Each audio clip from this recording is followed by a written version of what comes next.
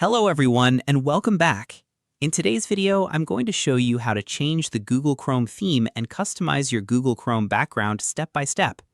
Changing your Chrome theme is a great way to personalize the look of your browser and make it match your style. So let's get started. First, open Google Chrome on your computer. Next, open a new tab by clicking the plus icon at the top of the browser. On the new tab page, look at the bottom right corner and click on Customize Chrome. A customization panel will appear. To change the background, click on Change Theme or Background depending on your version of Chrome. You can choose from different categories such as landscapes, art, geometric designs, or other available themes. Select the theme or background you like. You can also upload your own image by selecting the option to upload an image from your computer. Browse your computer and select the picture you want to use as your Google Chrome background. Once you've selected an image or theme, Chrome will automatically apply it to your new tab page.